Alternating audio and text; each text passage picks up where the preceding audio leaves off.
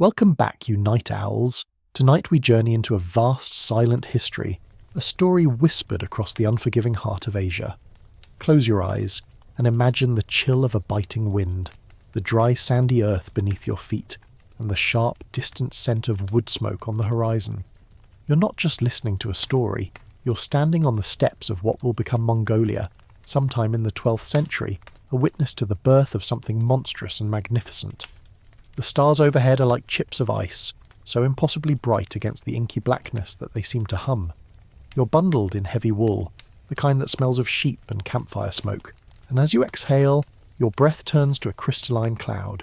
This is a land where life is hard won, where loyalty is as fluid as a river, and betrayal can find you in the quiet of a winter's night. A place where a boy's fate will be forged in the crucible of absolute hardship, a place you probably won't survive. So before you get comfortable, take a moment to like the video and subscribe, but only if you genuinely enjoy what I do here. And if you're up for it, drop your location and what time it is for you right now in the comments. I always love seeing where you all are listening from. Now dim the lights, maybe turn on a fan for that soft background hum, and let's ease into tonight's journey together. You're a phantom observer, a wisp of wind drifting over the vast rolling grasslands. The world around you is nothing like the one you know. There are no sprawling cities, no paved roads, no endless stream of information. There is only the sky, the grass, and the rhythm of nomad life. The tribes are scattered, bound by loose alliances and old blood feuds.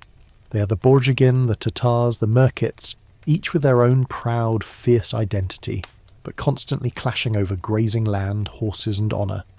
It's a land of breathtaking freedom and bone-deep terror. One day you're a prince, a chief's son. The next you're a fugitive, hunted across the plains by those who were once your allies. And that's exactly where our story begins. You see him, a boy no older than 9. His name is Temujin. He's the son of a chieftain, a leader named Yasuge who had just been poisoned by the rival Tatars. It was a classic case of vengeance. Yasuge had previously kidnapped a woman from them. The cycle of retribution was as natural as breathing out here. As Temujin stands, his small hand gripping his late father's, the air is thick with the unspoken. The other clansmen, the supposed family loyalists, are already eyeing the best horses and the most fertile pastures. The tribal confederation built on Yasuge's strength is beginning to fracture, and you can almost hear the cracking sound, like ice on a frozen lake. This isn't just about a lost leader. It's about the total collapse of their social structure. And in this world, that means certain death for the unprepared. The most mainstream historical fact here is that Temujin's father was a tribal chieftain named Yasuge, and his death left Temujin's family completely vulnerable, setting the stage for his unimaginable struggle. As the days turn into weeks, you watch the betrayal unfold with a kind of horrifying slowness. First, the more distant kinsmen leave, taking their herds and their warriors. Then, those closer to the family start to get restless. Finally, the truly gut-wrenching moment arrives. The family's own retainers, led by a man named Altan, decide they've had enough of following a fatherless boy. You watch as they gather their possessions, their yurts, and their livestock. Temujin's mother, Hualun, confronts them, standing in front of them with a tattered banner begging them to stay, appealing to their honour. It's a scene of such raw desolation that it almost feels too intimate to witness, but they simply turn and ride away, leaving her and her 7 children utterly alone on the steppe. The wind sighs through the empty camp, and for a moment all is still except for the quiet weeping of a few children. The quirky or fringe tidbit is that some historians believe the abandonment wasn't a sudden event, but a deliberate political manoeuvre by other clan leaders, who saw Yasuge's death as an opportunity to weaken his lineage and seize power for themselves. They essentially forced the family's hand by making life unlivable for them. This act of betrayal, this complete and utter abandonment, is a crucial moment. It's the kind of crucible that forges a person or breaks them completely. For Temujin, it was the former. He didn't become a timid, broken boy. He became hard. The betrayal taught him a lesson that would become the foundation of his future empire. You could never trust inherited loyalty. True loyalty had to be earned, proven, and fiercely protected. Historians still argue whether Temujin's later policies, which were incredibly strict about loyalty and equally harsh on traitors, were a direct result of this childhood trauma. Did he develop a tactical philosophy based on this singular harrowing event, or was it a practical necessity for survival in such a fragmented world? The debate is fascinating because it touches on the core of his character. Was he a cold pragmatist, or was he driven by a deep personal wound? It's a debate we'll return to again and again as we watch his story unfold. Now Temujin, his brothers and his mother are on their own. They're forced to live like hunted animals. They have no herds, so they eat roots, fish, and whatever small game they can catch. Their life is a constant, desperate battle against starvation and the elements. You see them huddle together in makeshift shelters, shivering in the freezing wind. There's a scene, described in The Secret History of the Mongols, where Temujin's older half-brother Bekta starts hoarding food, a single fish or bird he's caught. It's a simple act of selfishness born of desperation, but Temujin and his full brother Kasar see it as an unforgivable betrayal. They stalk Bekta, and in a moment of cold, terrible fury they kill him. It's an act that horrifies his mother, who scolds them relentlessly, but it's also a grim testament to the absolute cutthroat reality of their world. There is no room for weakness, no space for sentimentality. This is not about being a good person, it's about survival. You feel a subtle shift in the boy, a hardening of his gaze. He learns to be resourceful, to be patient. He learns to hunt, he learns to fear, and he learns to wait. He's no longer a prince, he's a fugitive. The Merkits, a rival tribe, track them down and kidnap his new wife Berta as a bride for one of their chieftains, just as his father had done to their people. It's a twisted kind of symmetry, a mirroring of the very events that led to his father's demise. The kidnapping of his wife is the final shattering blow. It is the end of his boyhood, the definitive end of any hope of a peaceful life. It's a clarion call to action, a signal that he must either fight or disappear forever into the anonymity of the steppe. And as you watch him, his face set with a new dangerous resolve, you know which path he will choose. The fire of ambition, once a flickering ember, is now stoked by the cold winds of revenge. It's time for this boy to become a man. You can feel the change in the air, a silent gathering storm.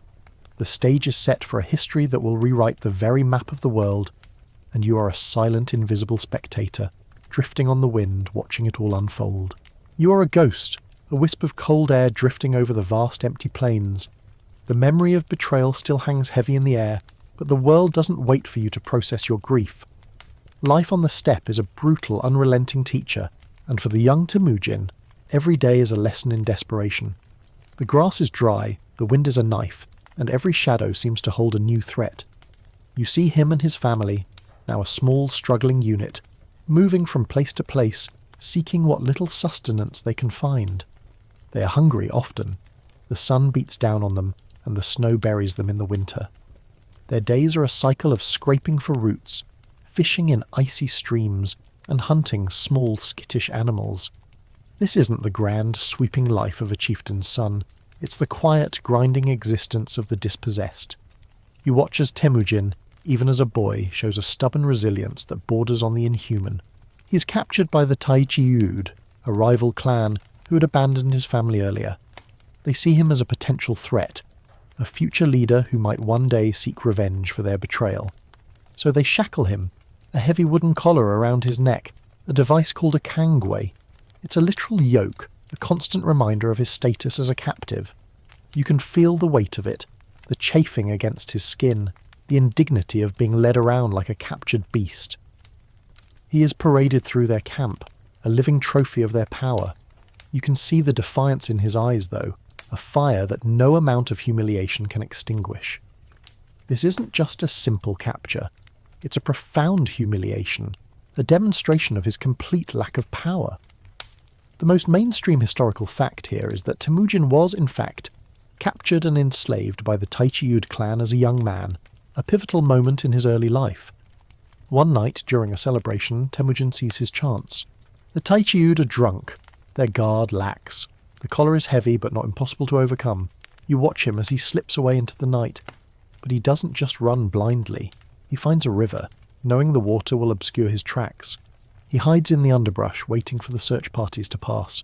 He is alone, terrified, but his mind is sharp and clear. This is not a boy anymore. He is a survivor. He's found by a sympathetic man named Sorkan Shira.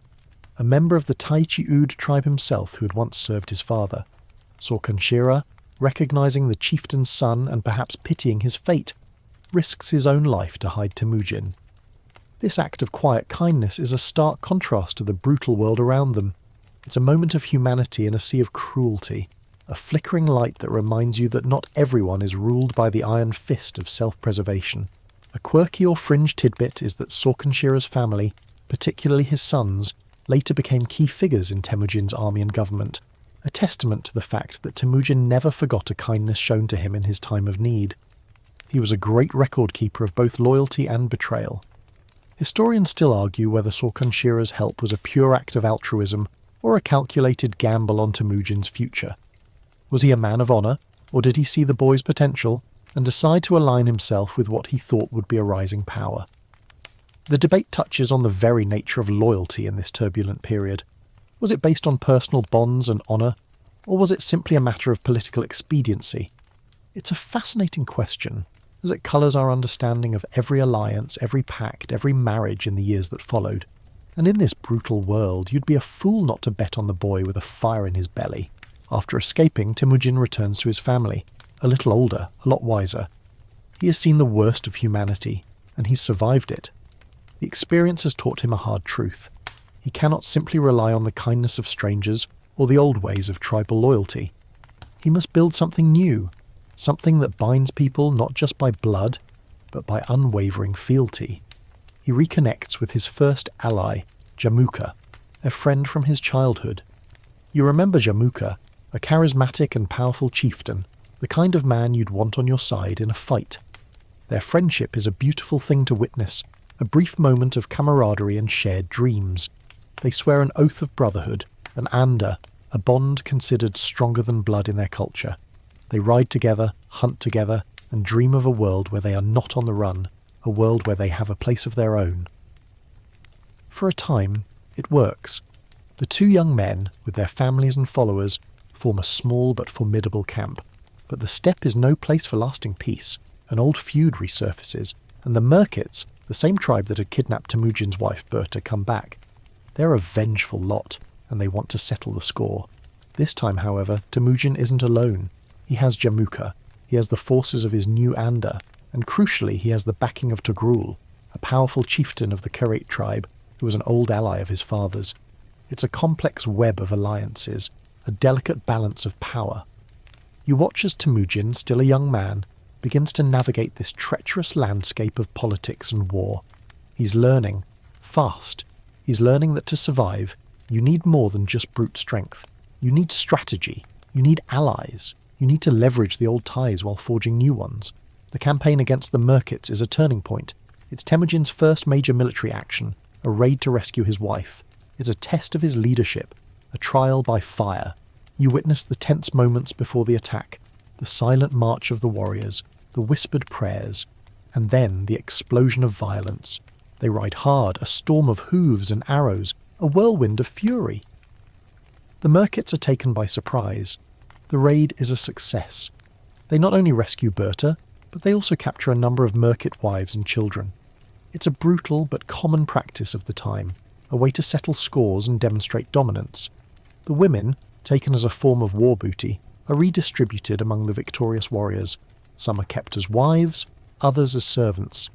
The fate of these women is often tragic and uncertain, and their stories are rarely told. But it's a critical part of the narrative of conquest, a testament to the harsh realities of the era. You watch as Temujin's legend begins to grow. The raid, the successful rescue of his wife, the capture of his enemy's property. It all adds to his reputation. He is no longer just the boy who was abandoned and enslaved. He is a man of action, a leader who can deliver. He is a man who keeps his promises. He has his wife back, a sign of his growing power. But the ordeal has left a mark. Berta, in her captivity, was raped.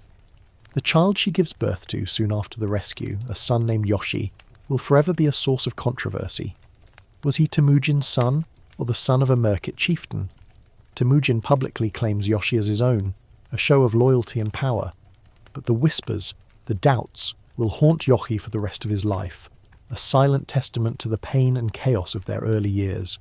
This is a cold, stark reality of a world without pity. The past is never truly in the past. It lingers in the form of a child's parentage, a constant reminder of the things that were lost. And so, the young man who was once a hunted fugitive begins his long, bloody climb to the top. The fire is no longer just ambition. It's a furnace, and it's just getting started. You're a ghost, and the wind is your companion as you drift across the vast, lonely expanse of the Mongol steppe. The successful raid on the Merkits has changed everything for Temujin. He is no longer just a hunted boy. He is a man of action, a leader who gets things done. His reputation, once a flickering ember, is now a small, steady flame. Word of his courage and his victory over the Merkits spreads, carried on the winds of the grassland. And as the news travels, it attracts others, the dispossessed, the downtrodden, and the ambitious who see in him a chance for a new kind of future. The first to join him are those who have nowhere else to go. They are the outcasts, the survivors of shattered clans, and the young warriors who feel stifled by the old rigid tribal hierarchies. They come to Temujin not because of his lineage or his inherited power, but because he offers them something more valuable. A chance to belong, a promise of security, and the thrill of a new destiny. You watch as his small camp begins to swell. A few dozen yurts become a few hundred, their felt domes dotting the landscape like a growing cluster of mushrooms. This isn't just a simple gathering of people, it's the birth of a new social order, one based on merit and loyalty rather than just blood ties. The most mainstream historical fact here is that Temujin built his initial following by attracting personal adherents and outcasts from other tribes, a strategy that challenged the traditional aristocratic power structures of the nomadic world. Among those who join him is a powerful and cunning man named Jibei, whose name means arrow. He was once an enemy, a talented archer from the Taichiud clan, who during a battle had shot Temujin's horse. When captured, he confessed his act, saying he deserved to be killed. But Temujin, instead of executing him, recognized his courage and skill. He spared his life, seeing in him a fierce loyalty and a talent that could be harnessed for a greater purpose. Jebei in turn swore his undying fealty. He would go on to become one of Temujin's most trusted and brilliant generals. This is a quirky or fringe tidbit, because it demonstrates Temujin's remarkable ability to turn enemies into allies, a psychological warfare tactic that was as effective as any battle plan. He wasn't just a warrior, he was a human resources genius in an era of chaos. He knew that a man's heart could be won with an unexpected act of mercy, and that loyalty forged in such a fire was far more durable than any inherited allegiance. Historians still argue whether Temujin's recruitment of former enemies was a calculated long-term strategy or a series of pragmatic one-off decisions made in the heat of the moment. Did he have a grand plan from the beginning to subvert the old tribal system by absorbing its best warriors? Or was he simply improvising, making the best of a bad situation? The debate is important because it speaks to the core of his strategic genius. Was he a visionary or an opportunist? The answer probably lies somewhere in the middle, a blend of brilliant foresight and the ability to seize every opportunity that came his way. As Temujin's power grows, his relationship with his blood brother Yamuka begins to fray.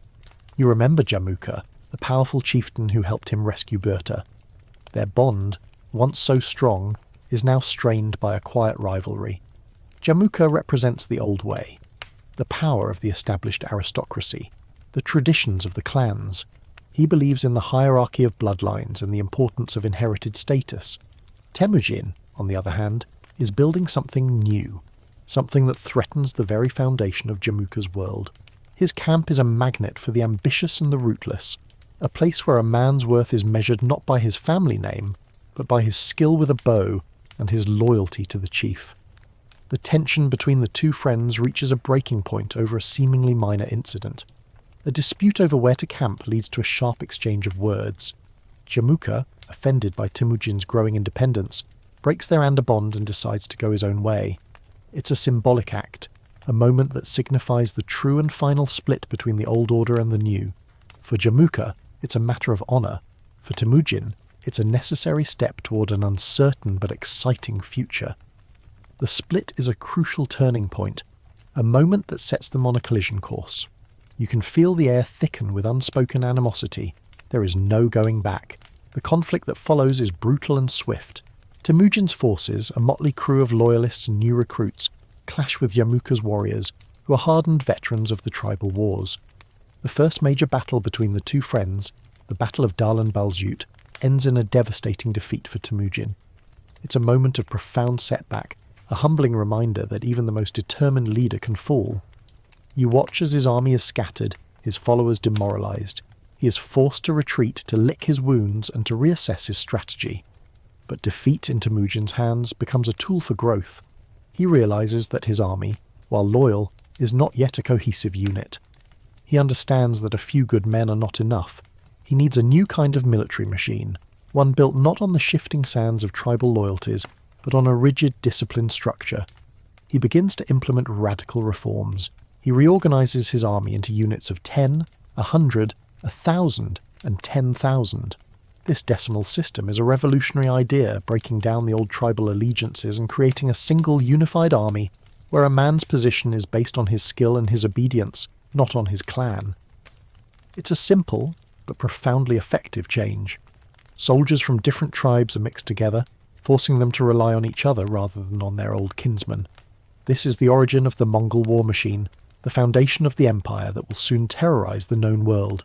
You feel the transformation, the shift from a loose confederation of tribes to a single, focused entity. Temujin is no longer just a chieftain. He is an architect of power. The army becomes a meritocracy. A talented commoner can rise through the ranks and become a general, while a lazy or cowardly aristocrat is stripped of his position. This is a direct attack on the old world, a challenge to every powerful chieftain who believes his power is his birthright, and it's a brilliant move because it creates a fierce, unshakable loyalty that is a direct result of Temujin's leadership. The men who follow him know that their success is his success, and their failure is their own.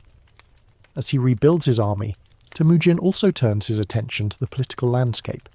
He forges alliances with powerful chieftains like Togrul of the Keret, who, you remember, was an old friend of his father's.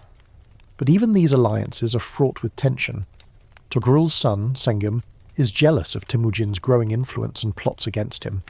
The betrayal when it comes is a familiar blow. It's another reminder that in this world, trust is a rare and fleeting commodity. But Temujin, now a seasoned leader, is ready for it. He outmaneuvers his former allies, defeats them in battle, and absorbs their followers into his own ranks. The final confrontation with Jamuka is inevitable. After years of fighting and maneuvering, Temujin finally corners his old friend. Jamuka is betrayed by his own followers, who, seeing the inevitable end, hand him over to Temujin. When they meet, it's a moment of quiet, heavy tragedy. You watch as Temujin offers Jamuka a chance to join him, to renew their old bond. But Jamuka, a man of honour and tradition, refuses. He knows their paths are too different. He asks only for an honourable death. Temujin, respecting his old friend, grants his wish. He orders that Jamuka be killed without the shedding of blood, a gesture of deep respect.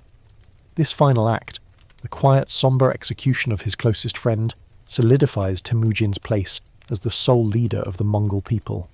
The old ways are gone. The new order is here, and you, a silent observer, have a front row seat to the birth of an empire. You're a silent spectre, a witness to a transformation.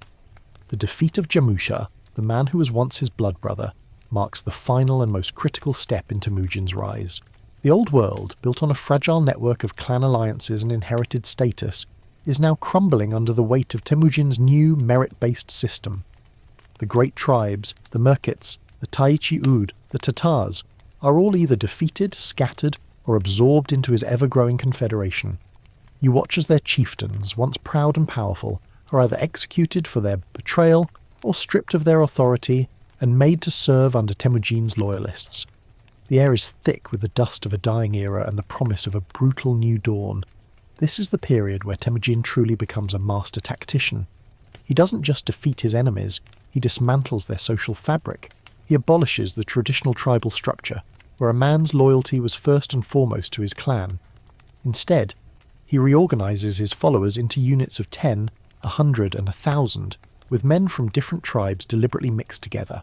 A warrior from the Merkits might find himself fighting alongside a man from the Tatars under the command of a general whose only loyalty is to Temujin himself. This revolutionary system ensures that no single tribal leader can ever again mount a rebellion, and that the ultimate loyalty of every soldier is to the Great Khan alone. The most mainstream historical fact here is that Temujin's military reorganisation, based on the decimal system, was a key factor in his ability to unify the nomadic tribes and create a disciplined, cohesive fighting force. You see him, a man in his 40s now, his face weathered by the wind and sun, his eyes holding the cold, calculating glint of a born leader. He has outlasted his rivals, outfought his enemies, and outmanoeuvred his friends. The land that was once a chaotic patchwork of warring tribes is now, for the first time in centuries, under the control of a single unifying force. But unity on the steppe is a difficult and delicate thing. The old hatreds, the old blood feuds, don't simply vanish overnight. Temujin knows this. He understands that a new kind of order requires a new kind of law. One of the more quirky or fringe tidbits of this era is how Temujin handled the wives of the defeated chieftains. It's a practice that would become a central theme of his conquests. The wives of the vanquished were not just victims of war, they were also a form of strategic asset. They were often taken as wives or concubines by Temujin's generals, a way of rewarding loyalty and consolidating power. It was a clear and brutal signal to everyone that the old ways were over. The powerful were now powerless, and the lowborn could now rise to positions of immense authority. This was a direct, visceral way of breaking down the old social hierarchy. The very women who had once been symbols of their husband's status and prestige were now a testament to Temujin's total dominance. It was an act of psychological warfare as much as it was a practical matter of conquest. Historians still argue whether Temujin's integration of captured peoples and women was a cynical act of total subjugation or a pragmatic policy aimed at building a truly multi-ethnic, multi-tribal state. Was he simply a ruthless conqueror, or did he have a grand vision for a unified Mongol nation that transcended the old tribal divisions? The debate is fascinating because it colours our understanding of his legacy. Was he a savage, a brute who simply wanted to dominate? Or was he a strategic visionary who saw a way to bring lasting peace and order to a land that had known only chaos for generations? The answer probably lies somewhere in the middle. It was both a brutal act of subjugation and a brilliant strategy for unification. You watch as the final pieces fall into place. The last of his major rivals, the Naiman tribe, are defeated in a decisive battle. Their leader, a formidable chieftain named Tayan Khan, is killed. His son, a man named Kuchlug, flees west, but the Naiman tribe is no more. Their defeat solidifies Temujin's dominance and leaves him as the undisputed master of the steppes. He has done it. He has achieved what no one before him ever could. He has united the fragmented, warring tribes under a single banner. The culmination of this long, bloody journey is the Great Kurultai, a grand assembly of all the tribal leaders and their followers. You are there, a witness to history. The scene is immense, a sea of yurts and horses stretching as far as the eye can see. The air is thick with the smell of roasting meat and the murmur of thousands of voices. There is an unspoken tension, a mix of awe, respect, and a lingering fear. They have all come to witness the official proclamation of the new order. Temujin arrives, not with a flourish of trumpets or a grand procession, but simply on horseback, surrounded by his most loyal generals. He is not a king in the European sense, not a man of silks and finery, but a man of the steppe, dressed in leather and fur. He stands before the assembly, his gaze sweeping over the crowd, his presence filling the vast space. A shaman, a holy man, rises and proclaims him the one true leader of all the Mongol people. He is given a new name, a new title that will echo through the annals of history, Genghis Khan, or Universal Ruler. The moment is electric. You can feel the shift in the air, the collective intake of breath. The tribes, once so fiercely independent, now kneel before their new master. The power they once wielded is now his. The land that was once a mosaic of different peoples is now the great Mongol nation. Genghis Khan is no longer just a man. He's a symbol, a force of nature, an embodiment of the unified will of the Mongols. The new rules of this unified nation are simple but absolute. He establishes the yasa, a code of law that governs all aspects of life, from military service to a person's rights. It's a remarkably forward-thinking document for its time, creating a legal framework that applies to all people within his realm, regardless of their tribal origin. The Yasa is a direct reflection of his personal history. It is unforgiving on traitors and thieves, and it places an unprecedented value on discipline, loyalty, and obedience. You remember how he had to kill his own half-brother for hoarding food? The Yasa makes it a capital offence to betray a comrade in battle. Remember how his family was abandoned? The Yasa makes it a capital crime to abandon your tribe. It's as if he took every betrayal, every hardship, every lesson from his brutal childhood and codified it into the laws of his new empire. The Kurultai is not just a ceremony, it's a declaration that the Mongols for the first time are a single people with a single purpose. And that purpose, as you will soon see, is not to simply live in peace on the steppes, it is to conquer. The man who was once a hunted fugitive is now the leader of a nation, and this nation, with its new laws and its new brutal efficiency, is about to turn its attention outward, toward the empires and civilizations that lie beyond the horizon. The world has no idea what's coming. But you, a ghost of history, are about to have a front row seat to the most stunning and terrifying expansion the world has ever seen. The unification of the Mongols is not the end of a story. It's the prologue to a new, bloody and world-altering chapter, and the thunder of 100,000 horses is already beginning to roll across the plains. You're a ghost, a witness to the profound silence that follows the great proclamation. The dust of the Kurultai begins to settle, but the echoes of the new name, Genghis Khan, reverberate across the land. The Mongols are no longer a collection of tribes, they are a nation, a single entity with a single purpose. The man who was once a hunted boy is now their unquestioned leader. But a leader, even a universal one, must prove his power not just to his people, but to the world beyond their borders. The unification of the steppe is only the first act. The second, will be much, much bloodier. The new state, the great Mongol nation, is not built on a whim. It is a calculated and brutal machine. Genghis Khan's first order of business is to enforce the Yasa, his code of laws, with an iron fist. He makes it clear that a violation of these laws, particularly those concerning loyalty and military discipline, will be met with swift and final punishment. Stealing, lying, or betraying a fellow soldier is a capital offence. This isn't just a legal code, it's a social contract. He is creating a society where the rule of law, albeit a harsh one, replaces the chaotic, shifting allegiances of the old tribal system. You watch as men who once thought themselves above the law are executed for minor transgressions, a cold and public spectacle that sends a clear message to everyone watching. No one is special. A quirky or fringe tidbit is that the Yasa was not written down in a way that we would recognise today. It was primarily an unwritten code, a set of principles memorised and passed down by judges and scribes. It was a fluid document, a series of edicts and precedents that changed and adapted over time, much like the nomadic lifestyle itself. This created a legal system that was both deeply traditional and remarkably flexible. It meant that Genghis Khan could issue new laws as he saw fit, without the constraints of a written constitution. It was a brilliant, pragmatic solution to the problem of governing a vast, newly formed empire. Historians still argue whether the Yasa was a truly original invention of Genghis Khan, or a formalization of existing Mongol customs and traditions. Did he invent a new system, or did he simply codify the unwritten rules of the steppe that had always been there? The debate is important because it speaks to the nature of his genius.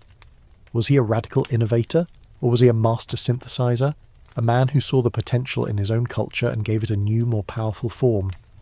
The answer likely lies in the latter. He was a master of his own culture, and he used its strengths to build a system that would be both brutally effective and uniquely Mongol. Now, with the home front secure and his army a single unified machine, Genghis Khan turns his attention outward. He begins to look to the south, toward the rich and sprawling empires of China. But the first target is a small but well-fortified kingdom called the Western Xia, a state that was a vassal of the mighty Jin dynasty. The Western Xia, ruled by the Tanguts, had been a nuisance for a long time, raiding Mongol territory and refusing to pay tribute. For Genghis Khan, this is an opportunity. It is a way to test his new army, to prove his power to the world, and to gain access to the wealth and resources of a settled civilization. The campaign against the Western Xia is not an easy one. The Tanguts are well prepared, their cities are walled, and their armies are well trained. The Mongols, for all their skill on horseback, are still a nomadic force, not yet masters of siege warfare. They lack the technology to break through thick stone walls, and they lack the patience to starve out a city. You watch as Genghis Khan and his generals learn the hard way. They attack a city, their horsemen swirling around its walls like a great angry whirlwind, but they are repelled by a hail of arrows and stones. It's a humbling setback. But Genghis Khan, ever the pragmatist, knows that he cannot rely on a single tactic. He's a man who learns from his mistakes. He studies the art of siege warfare, he learns from his prisoners, and he incorporates new strategies into his arsenal. The Mongols' greatest advantage, you see, is their adaptability. They learn from their enemies, and they absorb their technology. They begin to use captured engineers to build siege engines, massive catapults and battering rams that can break through stone walls. They also employ a psychological tactic that is both brilliant and terrifying: the use of fear. They begin to develop a reputation for utter ruthlessness. The Mongols, you learn, don't just defeat a city, they obliterate it. They kill every man, woman and child, and then they burn the city to the ground, leaving a desolate landscape that serves as a grim warning to anyone who would dare to resist. This is not just a tactic of war, it's a form of psychological warfare. It's a message that says surrender now or you will cease to exist. The campaign against the Western Xia is a success, but it is a slow and painful one. The Tanguts, seeing the brutality of the Mongols, finally surrender. Genghis Khan, in a display of what he sees as mercy, spares their lives, but he forces their king to pay a huge tribute and to pledge his loyalty. This is a crucial lesson for him. Total annihilation is not always the best strategy. Sometimes, a defeated enemy can be a useful vassal, a source of wealth and manpower.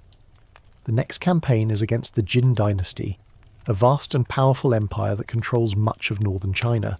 The Jin have an enormous army, fortified cities, and a level of sophistication that the Mongols have never seen. But they are also complacent, arrogant, and ruled by a weak and indecisive emperor. Genghis Khan sees their weakness and prepares for war. The scale of this campaign is staggering. Tens of thousands of Mongol horsemen descend from the steppes, a tidal wave of fury and steel. The Jin army, for all its size, is no match for the speed, discipline and sheer ferocity of the Mongols. The Mongols use their horse archers to devastating effect, feigning retreats to draw the Jin armies out of their fortified positions, and then circling back to unleash a hail of arrows. You watch as the war unfolds. The Mongols, now masters of siege warfare, begin to take the great cities of China one by one. They use captured engineers, a few of which were former slaves, to build and operate their siege engines. They also use a cruel but effective tactic. They use their prisoners as human shields, forcing them to fill in the moats and to carry the battering rams. The sight of their own people being used as cannon fodder breaks the spirit of the defenders. The psychological impact is as powerful as any catapult. The Mongols are not just fighting a war, they are waging a campaign of terror.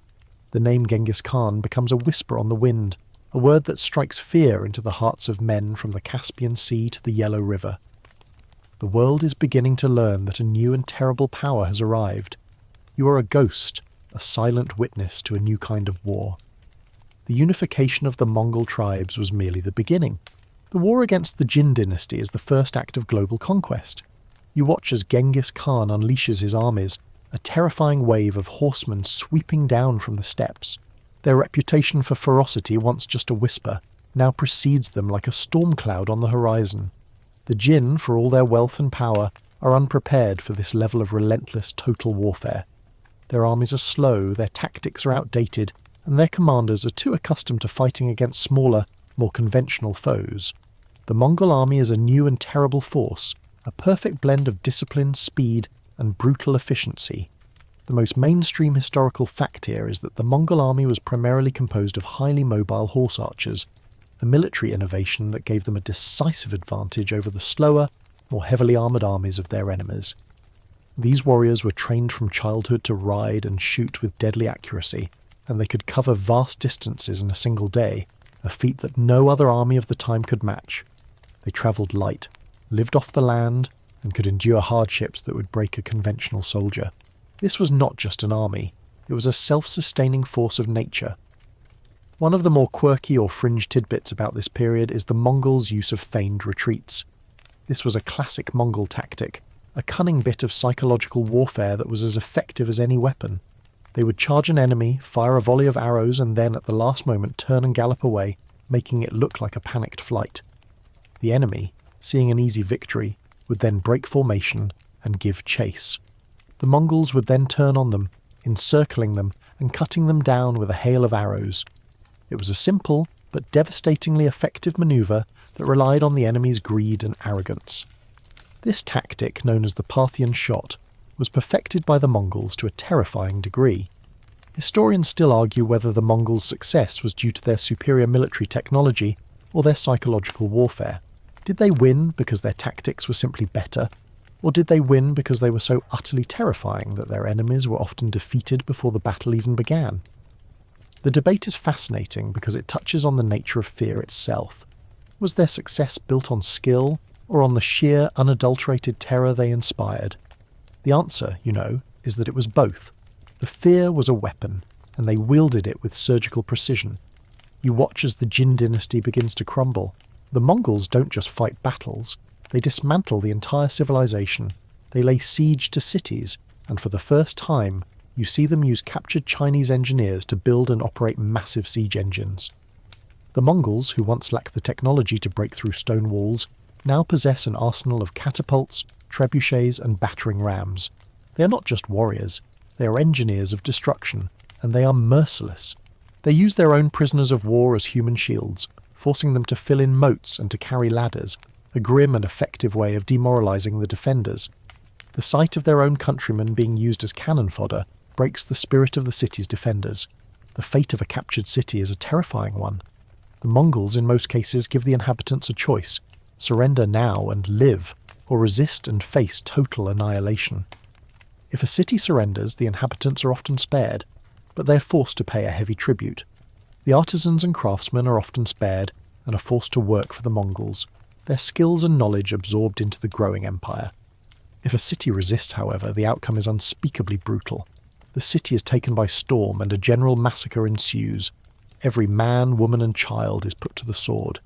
The city is then razed to the ground, a chilling warning to anyone else who would dare to defy the Great Khan.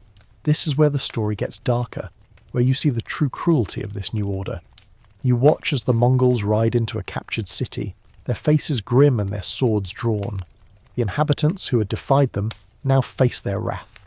The women in particular face a grim and uncertain fate. The wives of the defeated rulers and the high-born ladies are often taken as concubines or wives by the Mongol generals. This is not an act of lust. It's an act of power. It's a way of demonstrating total dominance, of showing the defeated that they have been utterly conquered, that their women, their children, and their very legacy now belong to the conquerors. It is a form of subjugation that goes beyond mere physical defeat. It is a spiritual and cultural annihilation.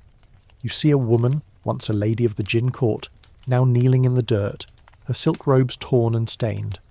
Her husband, a Jin general, lies dead on the street, his head severed from his body. She is taken by a Mongol general, a grizzled warrior with a cold look in his eye. She's not a person to him. She's a prize, a symbol of his victory. Her fate, and the fate of thousands of other women like her, is a testament to the brutal, unforgiving nature of Mongol conquest. They were not just victims, they were instruments of power. They were living trophies, a constant reminder to the defeated of their complete and utter loss. The Mongols, as you see, are not just conquerors. They are architects of a new world order. They are destroying the old and building something new from the ashes. Their victories are not just military, they are political, social and psychological. The world is beginning to learn that a new and terrible power has arrived, a power that does not play by the old rules. The thunder of their hooves is the sound of a new history being written, a history of bloodshed, terror, and total, unyielding dominion. And you, a silent observer, have a front row seat to the most stunning and terrifying conquest the world has ever seen. The golden terror is now spreading, and no one is safe. You're a ghost, a silent observer floating over a world in the midst of a violent, irreversible change. The initial campaigns against the Western Jia and the Jin dynasty were mere skirmishes, a prelude to the true terror that the Mongols would soon unleash. You've already seen how their reputation for brutality precedes them, a weapon as potent as any arrow. Now, as they turn their attention to the great cities of the Middle East and Central Asia, you will see their mastery of siege warfare in its full, terrifying glory. These are not just raids, they are campaigns of total war, designed not just to defeat an enemy, but to break their will to resist. The first major target is the Khwarezmian Empire, a vast and powerful state that controls much of what is now Iran, Uzbekistan and Afghanistan. Their ruler, Shah Muhammad II, is arrogant and overconfident. He has a massive army and a network of well-fortified cities, each one a jewel of Islamic civilization. But he has made a fatal mistake. He has insulted Genghis Khan. The Mongols sent a caravan of merchants and diplomats to the Khwarezmian Empire, an act of goodwill meant to open trade relations. But the Shah, suspicious and paranoid, had the caravan arrested and executed, a brazen act of defiance that Genghis Khan saw as a personal affront. It was a mistake that would cost the Shah his empire and his life. The Mongols' response is swift and overwhelming. Genghis Khan, now a grizzled veteran of countless campaigns, unleashes his armies on the Khwarezmian Empire. The sheer scale of the invasion is breathtaking. Tens of thousands of Mongol horsemen, a perfect disciplined machine, sweep across the steppes, a whirlwind of steel and fury. But the Khwarezmian Empire is not the disorganized Jin dynasty. Its cities are stronger, their walls thicker, and their armies more disciplined. For the first time, the Mongols face a well-organized, well-trained professional army. This is where their true genius for adaptability comes into play. The most mainstream historical fact here is that the Mongol campaigns in Khwarezm saw a new level of sophistication in their siege warfare. They had learned from their earlier mistakes against the Jin, and now came prepared with a vast array of new technologies and tactics. They brought with them Chinese engineers and technicians, who were masters of building and operating siege engines. These captured artisans were now forced to build the very weapons that would be used to destroy their former enemies' cities. This was a classic Mongol move. They absorbed the skills and knowledge of their enemies and used them to fuel their own conquests. One of the more quirky or fringe tidbits is how the Mongols dealt with their prisoners of war during a siege. They would take their captives, often in the tens of thousands, and force them to act as human shields. These prisoners would be forced to march in front of the Mongol army as it approached a city. The defenders, seeing their own people being used as cannon fodder, would be faced with an impossible choice: either fire on their own people or allow the Mongols to approach the walls unmolested. It was a cruel and brutal tactic, but a devastatingly effective one. It was psychological warfare on a grand scale, designed to break the will of the city's defenders before the first arrow was even fired. Historians still argue whether the Mongols' cruelty was a calculated long-term strategy or a simple reflection of the brutality of their culture. Was it a pragmatic tool of conquest, a way of inspiring terror and forcing a quick surrender? Or was it simply the default mode of a society that had known only hardship and violence?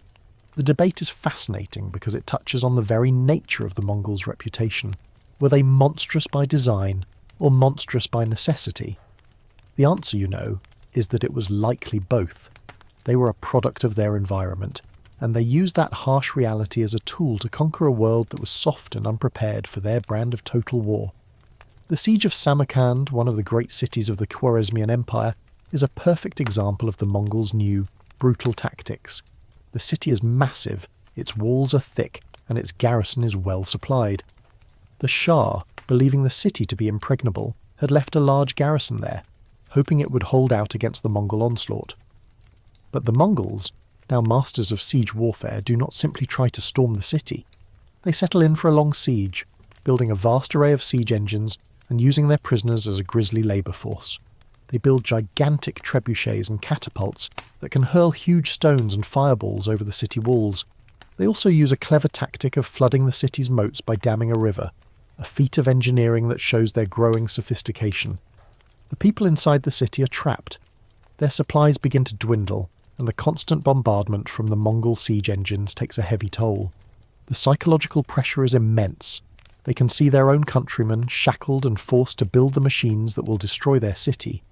They are facing an enemy that seems to have no regard for human life, an enemy that is willing to sacrifice thousands of their own prisoners just to gain an advantage. The terror is palpable. After a long and brutal siege, the city finally falls. The gates are breached and the Mongols pour into the streets. What follows is a scene of unspeakable horror. The city is put to the sword, Every man, woman and child is killed. The wealth of the city is plundered, its libraries and mosques are burned, and its buildings are levelled.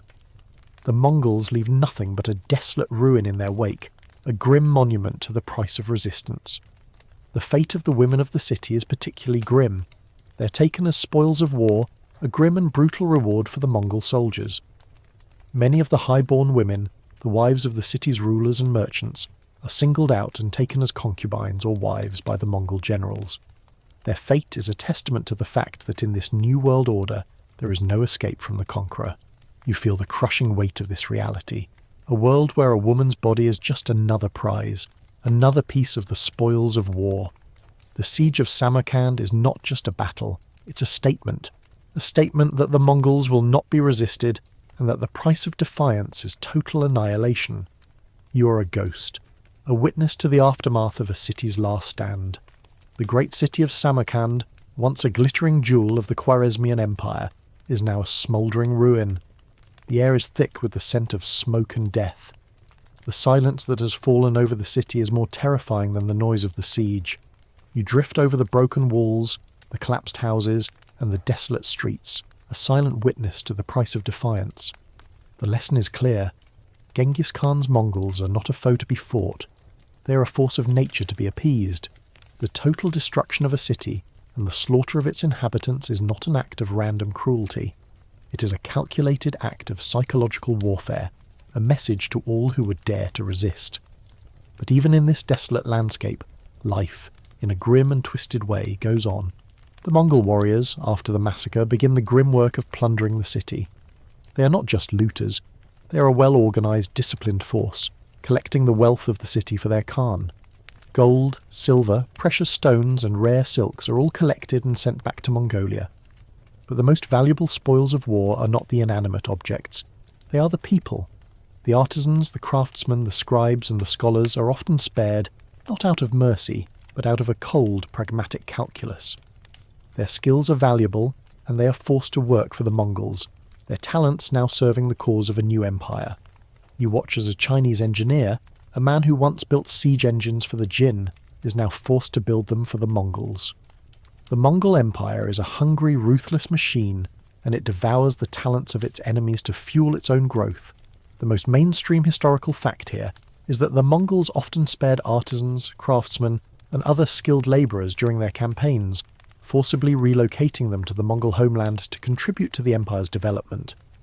This was a systematic policy that allowed the Mongols, a nomadic people with little of their own infrastructure, to build a vast administrative and economic system using the knowledge of their conquered peoples. It was a brutal form of intellectual property transfer, a way of building an empire on the backs of those they had defeated. One of the more quirky or fringe tidbits about this era is the fate of the women of the conquered cities. While many were killed in the general massacre, a significant number were taken as captives. The women of the defeated ruling classes, the wives and daughters of kings, sultans and generals, were not simply raped or killed. They were often taken as wives or concubines by the Mongol commanders. This was not just a matter of lust or gratification, it was a crucial part of the Mongol strategy.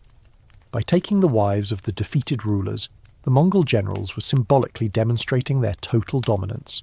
The women, once symbols of their husbands' power and prestige, now became living trophies, a constant reminder of the complete and utter defeat of their people. It was a way of breaking the spirit of the conquered in a way that mere physical defeat could not. Historians still argue whether this practice was a deliberate, cynical act of political subjugation, or simply a natural extension of the nomadic culture of the steppes, where women were often seen as a form of property. Was it a calculated strategy to consolidate power, or was it simply the default mode of a society with a different set of values? The debate is fascinating because it touches on the question of whether the Mongols were truly unique in their cruelty, or simply a more efficient and brutal version of the kind of warfare that had been practiced for millennia. You watch as a young woman, a former lady of the Khwarezmian court, is led away from the ruins of her city. Her silks are torn, her face is streaked with dirt and tears. She's taken to the tent of a Mongol general, a grizzled warrior named Jebe, one of Genghis Khan's most trusted lieutenants. She's not a person to him, she's a prize, a symbol of his victory. Her fate is a testament to the fact that in this new world order, a woman's body is just another piece of the spoils of war. But her story, and the stories of thousands of other women like her, does not end here. These women, taken from their homes and their people, would go on to live a new life in the Mongol Empire. Some would become concubines, others wives, and a few would even rise to positions of power and influence. Their stories are a testament to the resilience of the human spirit in the face of unspeakable horror. You can see the Mongol soldiers, their faces impassive as they go about the grim work of cleaning up the city. They are not like the armies of other civilizations. They are not motivated by ideology or patriotism. They are motivated by loyalty to their Khan and the promise of plunder. Their discipline is absolute. Their obedience is unquestioning. They are a machine of war, and their only purpose is to conquer. They are a perfect reflection of their leader, pragmatic, ruthless, and utterly focused on the task at hand. The campaign against the Khwarezmian Empire continues for years. City after city falls to the Mongol onslaught. The Shah, a terrified fugitive, flees from his own people, unable to stop the Mongol tide. He dies a lonely and pathetic death on a small island in the Caspian Sea, his empire reduced to a smoking ruin. The Mongols, having destroyed the Khwarezmian Empire, now turn their attention to a new and even more terrifying task: the annihilation of the Shah's son, Jalal al-Din. The young man, a brave but outmatched warrior, gathers a small army and fights a desperate rearguard action against the Mongols. He's a brave man, but he is no match for the forces of Genghis Khan. You watch as he is finally cornered on the banks of the Indus River. In a final, desperate act of defiance, he rides his horse into the river, a solitary figure disappearing into the swirling waters. The Mongols, in a rare display of respect, stop on the riverbank and watch him go. Genghis Khan, in a moment of grudging admiration, says, "A man should have such a son." The conquest of the Khwarezmian Empire is complete. The Mongols have proven that they are not just a regional power, they are a global force. They have defeated a great empire, destroyed its cities and laid waste to its lands. The world, from the steppes of Mongolia to the courts of Europe, is now taking notice. The name Genghis Khan is no longer just a word. It is a whisper on the wind, a sound that makes men tremble, and you, a ghost of history, know that this is only the beginning. The Mongols are just getting started. The world has no idea what's coming next. You're a ghost, a silent witness to a new kind of empire. The Mongol conquests have reshaped the map of the known world, but the fighting is only one part of the story. You have seen the destruction of cities, the slaughter of populations, and the ruthless efficiency of the Mongol war machine.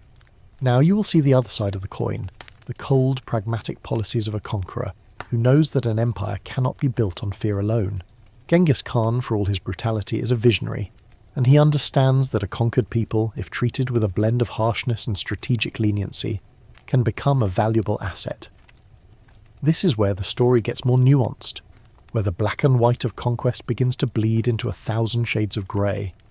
After the dust settles and the bodies are buried, the Mongols begin the work of administration.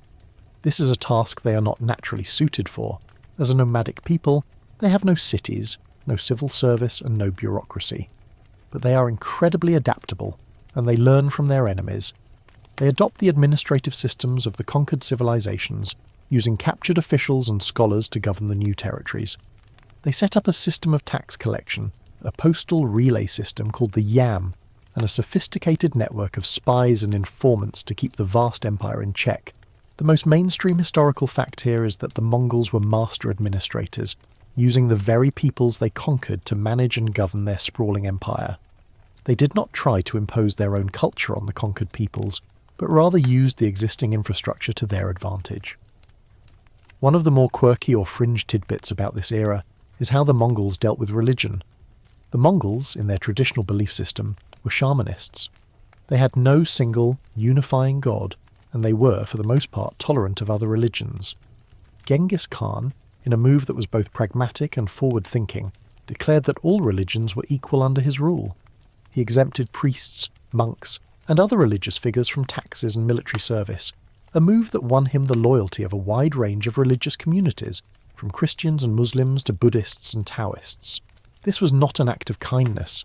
It was a clever way of neutralizing a powerful source of resistance. By not trying to force their own beliefs on the conquered peoples, the Mongols were able to avoid a major source of conflict and rebellion. It was a cold, pragmatic act of religious tolerance. Historians still argue whether the Mongols' religious tolerance was a product of their own shamanistic beliefs or a brilliant, cynical act of political expediency. Did they genuinely not care about the religious beliefs of their subjects, or did they simply see it as a way of maintaining stability and control? The debate is fascinating because it touches on the question of whether the Mongols were truly a progressive force, or simply a more efficient and brutal version of an imperial power. The answer, is that it was likely both. They were a product of their own culture, but they also had a genius for using that culture to their own advantage. You watch as Genghis Khan, the master of this new order, begins to codify his policies. The Yasa, his code of law, is expanded and refined. It is a document that is both simple and terrifyingly effective. It makes it a capital crime to steal, to lie, or to betray a comrade in battle. It is a set of laws that are designed to create a disciplined, loyal, and efficient society, a society that is a perfect reflection of its leader. But it is also a set of laws that are designed to control the conquered peoples. The Yasa is not just for the Mongols, it applies to all who live within the Mongol Empire, a stark reminder that the old rules no longer apply. The fate of the women of the conquered lands is a key part of this new order.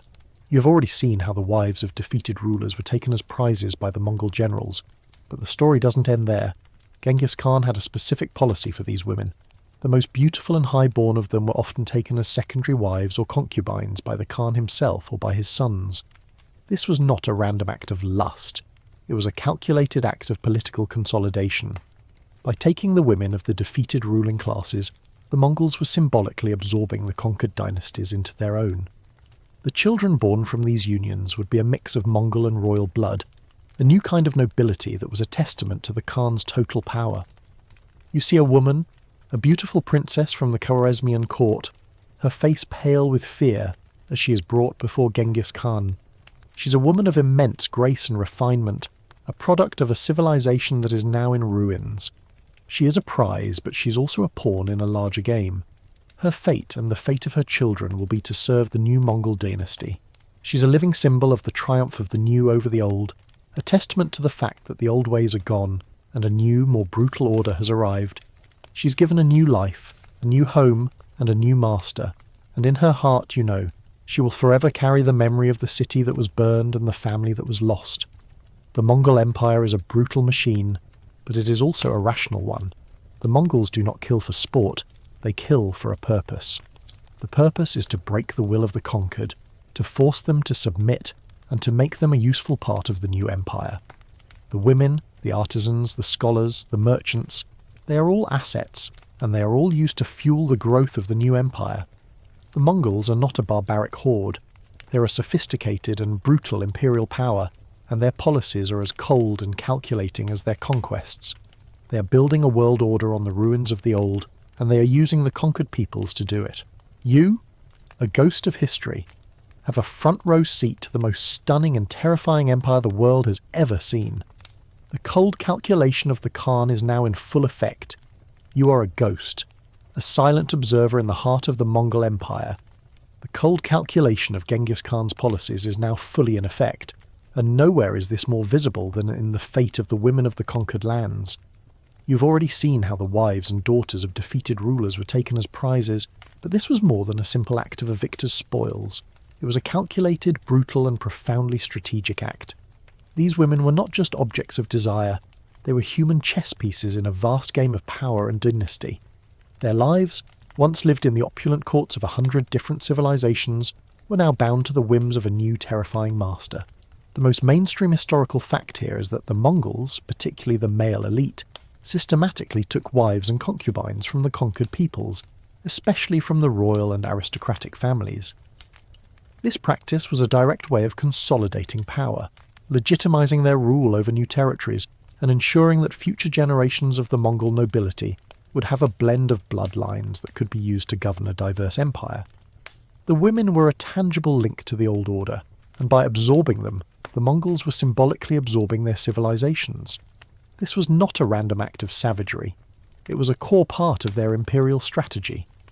One of the more quirky or fringe tidbits is how Genghis Khan himself handled the wives of his most powerful enemies.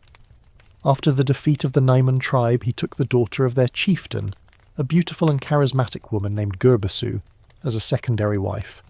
But he did more than just marry her. He used her knowledge of court protocol and administration to help him organize his own nascent imperial court. Gurbasu was not just a concubine. She was an advisor, a woman who brought the knowledge of a more sophisticated civilization to the rough-and-tumble world of the Mongols. This was a brilliant move, as it allowed Genghis Khan to leverage the administrative expertise of his enemies to build his own empire. The women were a kind of living library, a repository of knowledge that could be used to his advantage. Historians still argue whether the high-born women of the conquered lands were, in a grim way, a benefit to their people. Did their survival and their newfound influence in the Mongol court help to mitigate the brutality of the Mongol conquest? Or were they simply collaborators in a new, more terrible form of subjugation? The debate is fascinating because it touches on the complex moral choices that a person must make when their world is shattered. Was Gurbazu a traitor to her people, or was she a survivor, a woman who used her wit and her position to ensure her own survival, and perhaps the survival of her culture? The answer, is that it was probably both. She was a woman who was forced to make an impossible choice, and she made the one that allowed her to live. You watch as a caravan of these women is led east, back to the heart of the Mongol Empire. They are from 100 different lands, 100 different cultures. There are princesses from the courts of the Khwarezmian Empire, ladies from the royal houses of the Jin dynasty, and noblewomen from the defeated tribes of the steppes.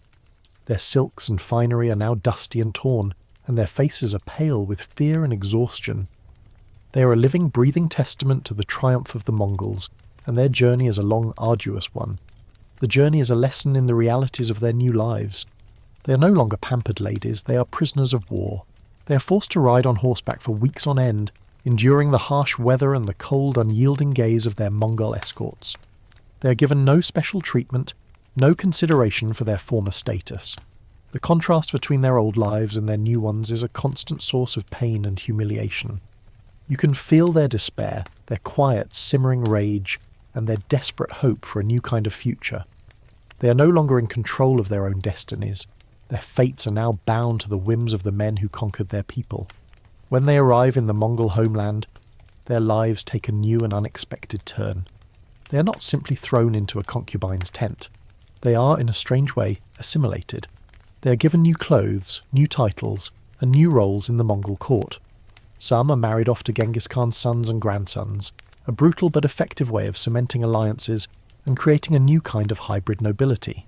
Others become concubines of the Khan himself, their children a testament to the conquering bloodline. Still others are given to the most loyal of the Mongol generals, a reward for their service and a way of tying the Mongol aristocracy to the captured nobility. You see the women of the Khwarezmian court, their faces still etched with the memory of the burning cities, now living in the relative peace of a Mongol encampment. They are learning a new language, a new way of life. They are forced to adapt, to survive. Some of them, you see, find a new kind of power in their position. They become advisors to their new husbands, using their knowledge of administration and politics to their own advantage. They are, in a grim way, the living bridges between two civilizations, a link between the old world and the new. Their survival is a testament to their own strength, and a chilling reminder of the utter and total defeat of their people. They are the living embodiment of a city's last breath. The wives of the defeated rulers, in a way, have a better fate than many of their countrymen. They are spared, and their lives are allowed to go on, albeit in a different and far more terrifying form. But their survival comes at a price. They are forced to live with the knowledge that their own children, born from the blood of their conquerors, will be a part of the very dynasty that destroyed their homes and their people. It's a cruel and bitter pill to swallow, a constant reminder that their old lives are gone forever. The fate of these women is a crucial part of the story of Genghis Khan's empire. It's a story of brutal pragmatism, of a conqueror who knows that an empire is not built just with swords and horses, but with people, with power, and with the careful, cold-blooded manipulation of human lives. The women are the living proof of this cold calculation, a testament to the fact that Genghis Khan saw everyone and everything as a resource to be used in the service of his ambition. And you, a ghost of history, have a front-row seat to the most stunning and terrifying empire the world has ever seen. The Golden Terror is now in full effect. You're a ghost, a silent guest in the Mongol encampment, where the delicate art of assimilation is now a matter of state policy. You've seen the brutality of the conquest, the destruction of cities, and the subjugation of entire populations.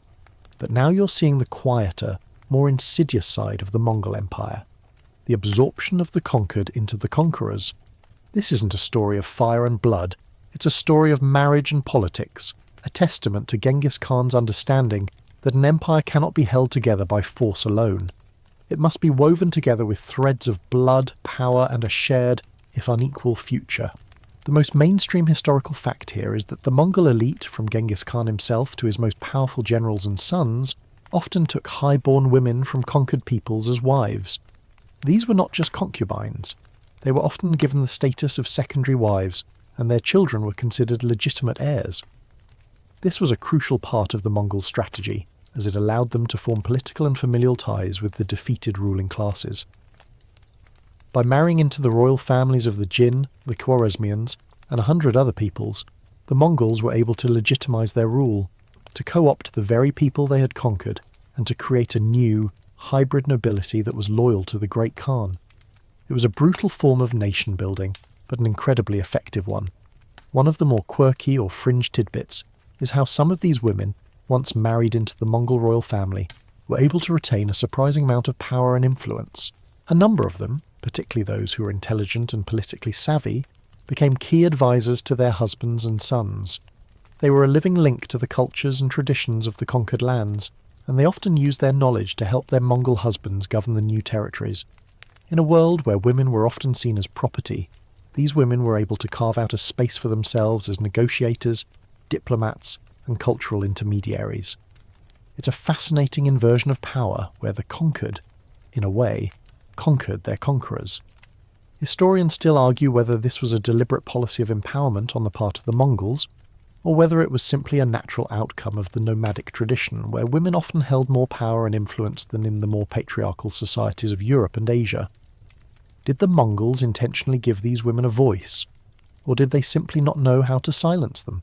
The debate is important because it speaks to the question of whether the Mongols, for all their brutality, were a truly unique force in history, a people who, in a strange way, were ahead of their time. You watch as a young princess from the Jin dynasty, a woman of grace and refinement, is married to one of Genghis Khan's grandsons. Her family is dead, her city is in ruins, and her people are now subjects of the Mongol Empire. But she is not a victim. She is a pawn in a larger game. Her marriage is a political act, a way of signalling to the Jin people that the old order is gone and that a new one, a Mongol one, has arrived. She is given a new name, a new title, and a new life. But she never forgets who she is, and she never forgets what was lost. You can see the quiet strength in her eyes, the silent resilience of a woman who has endured the unendurable and is now determined to survive. Her new life is a strange and difficult one. She's forced to adapt to the nomadic lifestyle of the Mongols, to live in a felt yurt, to eat a diet of meat and fermented milk, and to travel constantly across the vast, empty steppes. She's a world away from the gilded palaces and the refined gardens of her homeland. But she's also a woman of immense intelligence, and she quickly learns the Mongol language and the customs of her new people. She becomes an invaluable source of information for her husband, a living encyclopedia of Chinese culture, politics, and history. She advises him on how to govern his new territories, how to deal with the local officials, and how to maintain the loyalty of the Chinese people. Her influence, you see, is a subtle and quiet one. She does not command armies or lead great campaigns, but she whispers in the ear of a man who does, and her advice, born of a deep understanding of her own culture, is often heeded. She's a woman who, in a way, is now ruling the very people who were once her subjects. It's a strange and beautiful irony, a testament to the fact that power, even in the most brutal of empires, can be found in the most unexpected of places. The women of the conquered lands, in a grim way, were a vital part of the Mongol success. They were the cultural and political bridges that allowed a nomadic people to rule a sedentary empire. The children born of these unions, the half-Mongol, half-conquered bloodline, are the future of the empire. They are raised in the Mongol tradition, but they are also exposed to the culture of their mothers. They learn the language of their mothers, the customs of their mothers, and the history of their mothers' people. They are a new kind of nobility, a truly cosmopolitan elite that is a reflection of the vast, diverse empire that their fathers have created. They are the living embodiment of Genghis Khan's vision, a vision of an empire that is not just a collection of conquered lands, but a single, unified state. The women, in a grim way, are a crucial part of this process. They are the mothers of the new Mongol aristocracy, the teachers of the next generation of rulers, and the living symbols of the empire's power and reach. Their lives are a testament to the fact that an empire is not just about conquest, it's also about assimilation. It's about the slow, quiet, and deliberate process of turning a conquered people into a part of the conquering one. And you, a ghost of history, have a front row seat to the most stunning and terrifying empire the world has ever seen. The delicate art of assimilation is now in full effect. You are a ghost, a silent observer in the heart of the Mongol Empire. You've seen the grand strategy, the marriages of state that bound the conquered to the conquerors. But now, you're seeing the more intimate, personal side of this brutal equation, the lives of the women who became captives and concubines of power. This is not a story of high politics and grand strategy. It's a story of survival, of quiet dignity, and of the subtle ways a woman could wield power in a world where she was, by all definitions, a prize of war. The most mainstream historical fact here is that the Mongols, particularly the highest-ranking men, maintained large harems that included women from a vast range of ethnic and cultural backgrounds. These harems were not just a symbol of status, they were a deliberate tool of imperial control. A woman from a conquered land was a living link to her people, a way for the Mongol elite to stay informed about the customs, politics, and potential rebellions in their new territories. These women were a kind of intelligence network, a human bridge between the nomadic rulers and their sedentary subjects. One of the more quirky or fringe tidbits about this era is that some of these women, particularly the mothers of powerful Mongol princes, were able to use their influence to sway succession disputes and political decisions. A perfect example is Sorghaghtani Beki, a Christian woman from the Kerit tribe who was married to Genghis Khan's son Tolui. She was a woman of immense intelligence and political savvy, and after her husband's death, she became a regent for her young sons. She used her position and her knowledge of both Mongol and Central Asian cultures to guide her sons' careers, ensuring that all four of them would go on to be Khans in their own right.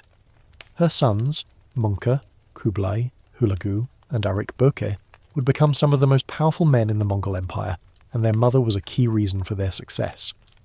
This was a woman who, though not of Mongol blood, became a true power behind the throne. Historians still argue whether these women were truly empowered, or whether their influence was simply a byproduct of their sons' power. Did they hold true political authority, or were they just a convenient front for their sons' ambitions? The debate is fascinating because it touches on the question of whether a woman could truly rise to power in this male-dominated world, or whether she was always just a pawn in a larger game. The answer, is that it was a bit of both. They were pawns, yes, but they were also brilliant strategists who knew how to play the game with a master's touch. You watch as a young woman from the Jin court, a former princess, now lives in a luxurious felt yurt surrounded by her handmaidens. Her new husband is a Mongol prince, a man of immense power and a fiery temper. Her life is a strange blend of luxury and confinement. She has servants, beautiful clothes, and all the food and drink she could ever want. But she is also a prisoner, a woman who cannot return to her homeland and who is forced to live with the men who destroyed her family. Her days are filled with the rituals of courtly life, with the constant movement of the nomadic camp, and with the quiet, simmering tension of a woman who is a part of her new family, but will never truly be one of them. But she is not powerless. She is intelligent, and she learns quickly. She studies the politics of the Mongol court, the rivalries between the different princes, and the strengths and weaknesses of the different factions. She becomes a trusted advisor to her husband, a voice of reason in a world that is often ruled by impulse and brute force. She's a source of information about the conquered lands, a living database of 100 different cultures and traditions.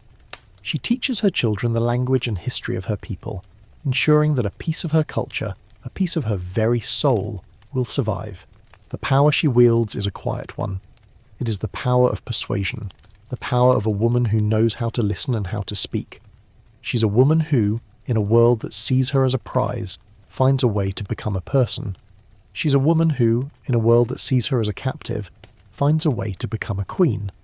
Her story, and the stories of thousands of other women like her, is a testament to the resilience of the human spirit in the face of unspeakable horror. It is a story of a woman who, in the ruins of her old life, builds a new one, a life that is a strange and beautiful blend of her old culture and her new one. The children born of these unions are the future of the Mongol Empire. They are raised in the Mongol tradition, but they are also exposed to the culture of their mothers.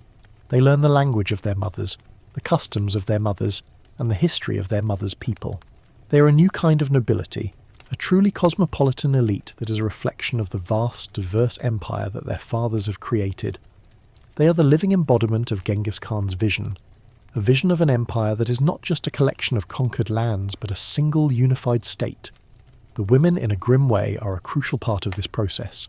They are the mothers of the new Mongol aristocracy, the teachers of the next generation of rulers, and the living symbols of the empire's power and reach.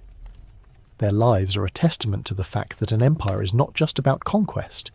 It's also about assimilation. It's about the slow, quiet, and deliberate process of turning a conquered people into a part of the conquering one. And you, a ghost of history, have a front row seat to the most stunning and terrifying empire the world has ever seen. The delicate art of assimilation is now in full effect. You're a ghost, and the wind is your guide, carrying you through the vast, intricate tapestry of the Mongol Empire. You've witnessed the brutal conquests, the cold calculation, and the delicate art of assimilation. Now, you're about to see the most fascinating aspect of all, the quiet, lingering whispers of influence that women from the conquered lands were able to wield. These women, once the spoils of war, became an integral part of the Mongol ruling class, a living link between two disparate worlds.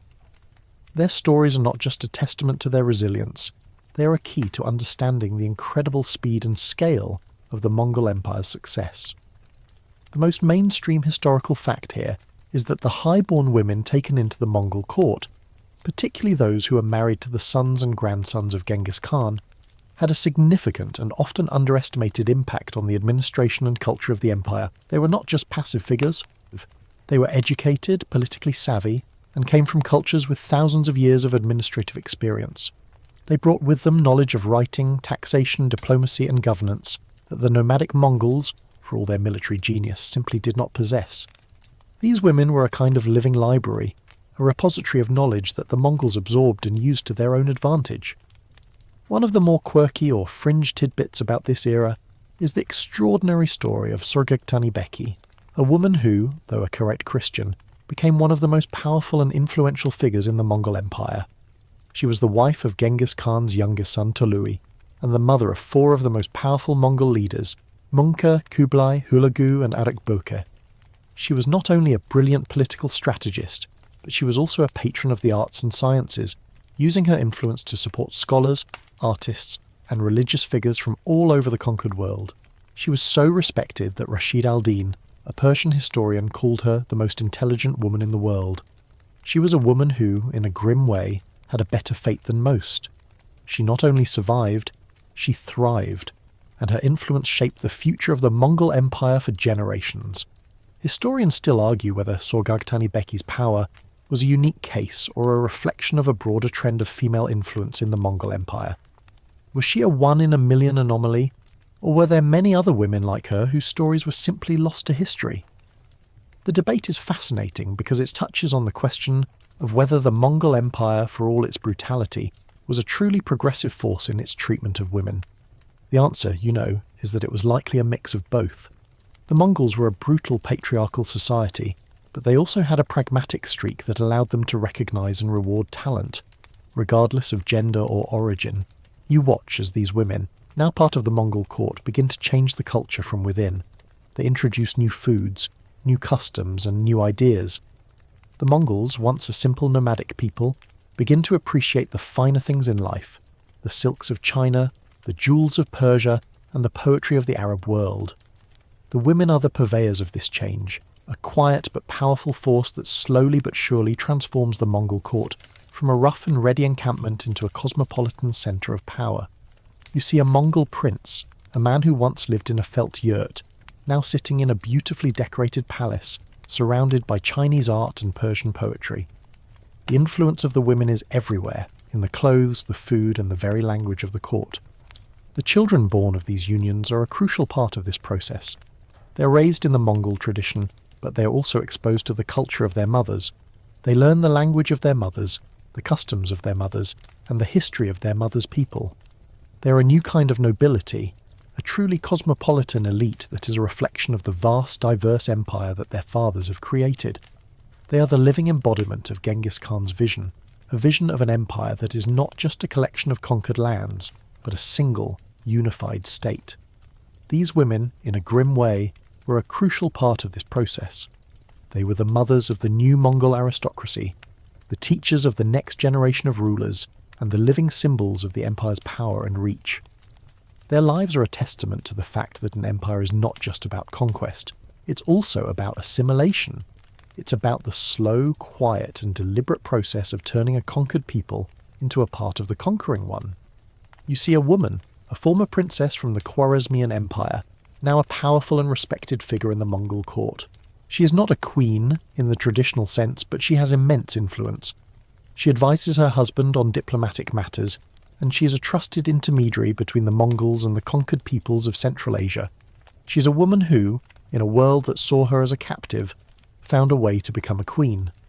Her story, and the stories of thousands of other women like her, is a testament to the resilience of the human spirit in the face of unspeakable horror. It is a story of a woman who, in the ruins of her old life, builds a new one, a life that is a strange and beautiful blend of her old culture and her new one. The legacy of these women is a crucial part of the story of Genghis Khan's empire. It's a story of brutal pragmatism, of a conqueror who knows that an empire is not built just with swords and horses, but with people, with power, and with the careful, cold-blooded manipulation of human lives.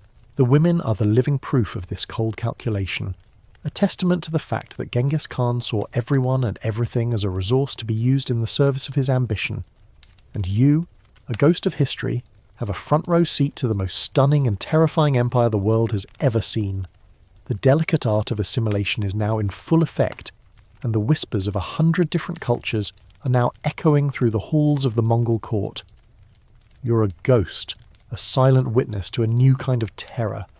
The Mongol Empire, now a vast, sprawling dominion, is no longer a collection of nomadic tribes. It is a terrifying, unified force, and its reputation for ruthlessness is now a shadow that stretches from the Pacific to the Caspian Sea. The world has learned through brutal first-hand experience that the Mongols are not to be trifled with. Their name, once a whisper, is now a word that strikes fear into the hearts of men. This is not just a story of military might.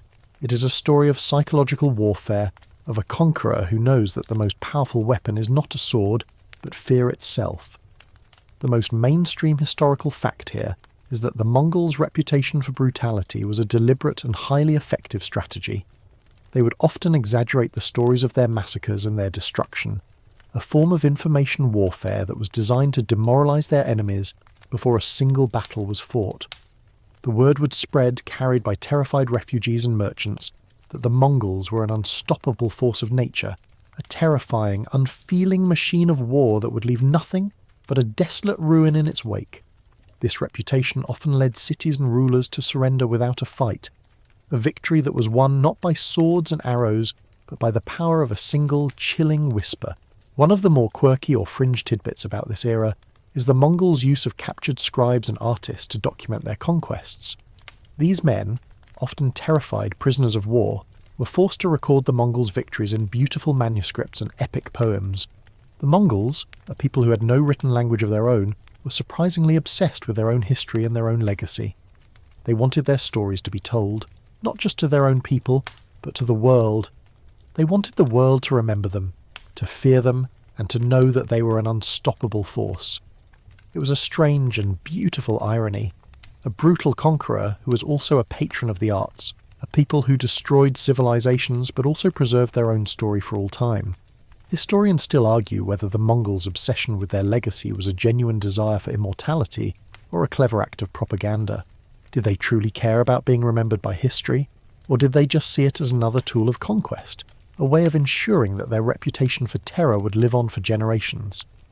The debate is fascinating because it touches on the question of whether a conqueror can ever be a true artist. The answer, is that it's a bit of both. They were artists of destruction, and their canvas was the known world. You watch as the shadow of the Mongols stretches across the world.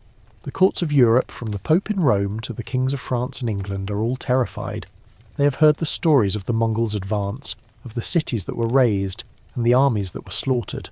They are not just afraid for their kingdoms, they are afraid for their very way of life. They are facing an enemy that does not play by the rules of conventional warfare, an enemy that seems to have no regard for human life. They are facing a force of nature, and they have no idea how to stop it. The fear is palpable. You see it in the eyes of the merchants who trade with the Mongol Empire, in the whispered conversations of the diplomats who travel to the Mongol court, and in the trembling hands of the scribes who record the stories of their conquests. The Mongols, in a strange way, are a kind of anti-civilization.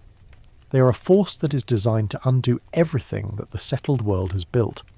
They are a force of chaos, and their purpose is to bring down the old world and to build a new one from the ashes. The women of the conquered lands are a crucial part of this story. They are not just victims, they are also a key part of the Mongols' psychological warfare. The stories of the highborn ladies who are taken as wives and concubines, of the princesses who are forced to live in felt yurts, and of the noblewomen who are made into servants. These stories are a part of the terrifying reputation of the Mongols. They are a clear and brutal signal to the world that the old order is gone and that the new one, a Mongol one, has arrived. It is a form of subjugation that goes beyond mere physical defeat. It is a spiritual and cultural annihilation. You see a woman, a former noblewoman from the Khwarezmian Empire, now living a life of quiet dignity in the Mongol court. She's a survivor, a woman who has endured the unendurable and who is now determined to live. She's not a collaborator, but she's not a rebel either. She's a woman who is doing her best to navigate a world that has been turned upside down. Her story, and the stories of thousands of other women like her, is a testament to the resilience of the human spirit in the face of unspeakable horror. But her story is also a part of the Mongols' legacy of terror. Her presence in the Mongol court, her very existence, is a constant reminder to the conquered peoples that the old world is gone forever. The shadow of the Mongols is a long and dark one, and it is a shadow that is cast not just by their armies, but by their reputation. The Mongols, in a strange and terrifying way, were the masters of psychological warfare. They knew that a conquered people, if treated with a blend of harshness and strategic leniency, could become a valuable asset. They knew that a story of brutality, if told effectively, could be a more powerful weapon than any sword. They were a people who understood the power of fear, and they used it to build an empire that stretched from one end of the world to the other. And you, a ghost of history, have a front row seat to the most stunning and terrifying empire the world has ever seen. The shadow over the steppe is now in full effect. You're a ghost, a silent observer in the vast, sprawling expanse of the Mongol Empire. You've witnessed the terror, the brutality, and the cold, pragmatic logic that underpins every action of the great Khan. But now you are about to see a different side of this story, a side that is often overlooked in the grand narrative of conquest and destruction. This is a story of exceptions, of unwritten rules, and of a conqueror who was, in his own brutal way, more complex than he appeared. The Mongol Empire, you learn, was not just a machine of destruction. It was a complex and nuanced society with a set of its own unique and often paradoxical rules. The most mainstream historical fact here is that the Mongols, for all their brutality, did not indiscriminately destroy every city or massacre every population. They had a clear and brutal logic to their actions. If a city surrendered without a fight, it was often spared, its inhabitants forced to pay a heavy tribute, and its artisans and craftsmen relocated to the Mongol homeland. If a city resisted, however, it was put to the sword. This was not an act of random cruelty. It was a calculated policy designed to encourage submission and to save the Mongols the time and resources of a long and bloody siege. It was a simple, but terrifyingly effective way of ensuring that their conquests were as swift and as painless as possible. One of the more quirky or fringe tidbits about this era is the Mongols' treatment of diplomatic envoys. The Mongols, a people who had no formal diplomatic service, had a profound and almost religious respect for the sanctity of an envoy. An envoy, in their culture, was a sacred figure, and to harm or kill one was a capital offence. This was a direct contrast to the way they treated their enemies on the battlefield. This respect for diplomacy was a key part of their success. as it allowed them to negotiate with a wide range of peoples and to gain access to information that they would have otherwise been unable to obtain. It was a strange and beautiful paradox. A people who were masters of destruction were also masters of diplomacy. Historians still argue whether the Mongols' respect for envoys was a genuine part of their culture or a clever and cynical act of political expediency.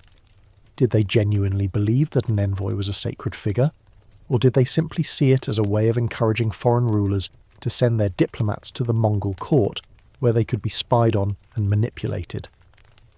The debate is fascinating because it touches on the question of whether the Mongols were truly a unique and complex force in history, or simply a more brutal and efficient version of the imperial powers that came before them. The answer, is that it was a bit of both. They were a product of their own culture, but they also had a genius for using that culture to their own advantage. You watch as a diplomatic envoy from a distant land, a man in beautiful silks and a gilded hat is led into the heart of the Mongol encampment. He is a man who is terrified, a man who has heard the stories of the Mongols' brutality and who fears for his life. But he is also a man who is treated with the utmost respect. He is given a yurt to sleep in, he is fed the best food and drink, and he is treated with a level of hospitality that is a stark contrast to the Mongols' reputation. He is not a prisoner, he is a guest. He is a man who has come to negotiate, and he is treated with a level of respect that is a clear and brutal signal to his ruler. We are not an unthinking horde. We are a people with our own rules, and we expect you to abide by them. The women of the conquered lands are a crucial part of this story. You've already seen how the highborn women were taken as wives and concubines, but you are about to see a different side of this story. The women who are not of royal blood, the women who are not beautiful, the women who are not valuable as political pawns, their fate was often a different one. Many of them were killed in the massacres, but many others were taken as servants, as labourers, as a new kind of property. They were a part of the Mongols' new economy, a vast and brutal system of human commerce that was designed to fuel the growth of the empire. They were not just victims, they were assets, a new form of capital that the Mongols used to their own advantage. You see a woman, a former peasant from a conquered land, now living a life of servitude in a Mongol encampment. She's a woman who has lost everything, her family, her home, and her way of life. But she's also a woman who is a survivor, a woman who is doing her best to navigate a world that has been turned upside down. She is not a collaborator, but she is not a rebel either. She's a woman who is simply trying to live, to survive, to endure. Her story, and the stories of thousands of other women like her, is a testament to the resilience of the human spirit in the face of unspeakable horror. But her story is also a part of the Mongols' legacy of terror. Her presence in the Mongol encampment, her very existence, is a constant reminder to the conquered peoples that the old world is gone forever.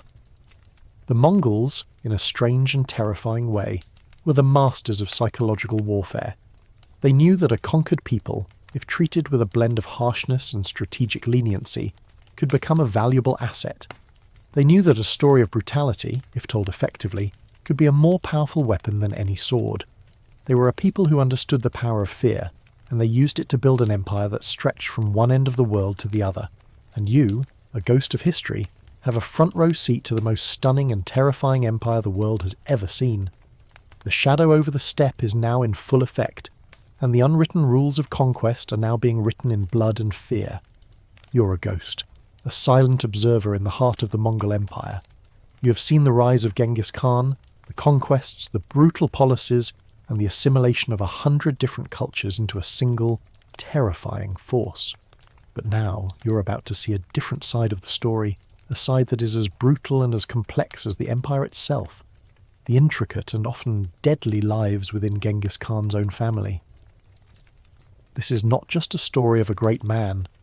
It is a story of his sons, his grandsons, and the women who shaped them. A story of ambition, betrayal, and the quiet, simmering tension that threatened to tear the empire apart from within. The most mainstream historical fact here is that Genghis Khan had a specific and clear plan for the succession of his empire, but it was a plan that was ultimately undone by the ambitions and rivalries of his own sons. He divided his vast empire into 4 great khanates, or ulus, each one ruled by one of his sons, Yoki, Chagatai, Ogadai, and Tolui. This division was meant to ensure a smooth transition of power and to prevent a bloody civil war. But it was a plan that was, from the very beginning, fraught with tension. The four sons, each with their own ambitions and their own loyal followers, were constantly vying for power, and their rivalries would ultimately lead to the fragmentation of the empire that their father had so painstakingly built. One of the more quirky or fringe tidbits about this era is the fate of Joshi, the eldest son. Joshi's parentage was always a source of controversy. His mother, Berta, had been kidnapped and raped by the Merkit tribe, and Yoshi was born soon after her rescue. Genghis Khan publicly claimed Yoshi as his own, a powerful act of loyalty and a testament to his love for his wife. But the whispers, the doubts, would always linger, and Yoshi's brothers, particularly the hot-tempered Chagatai, would often mock him as a Merkit bastard. This lingering doubt, this quiet, simmering resentment, would poison the relationship between the brothers and would be a key factor in the eventual fragmentation of the empire. It's a fascinating look into the human side of history, a reminder that even the most powerful men in the world are not immune to the petty jealousies and the deep-seated insecurities that plague us all. Historians still argue whether Genghis Khan genuinely believed that Yoki was his son, or whether he simply claimed him as his own for political reasons. Did he truly love and trust Yoki, or was he just a pragmatic leader who saw the value of a strong, capable son, regardless of his bloodline?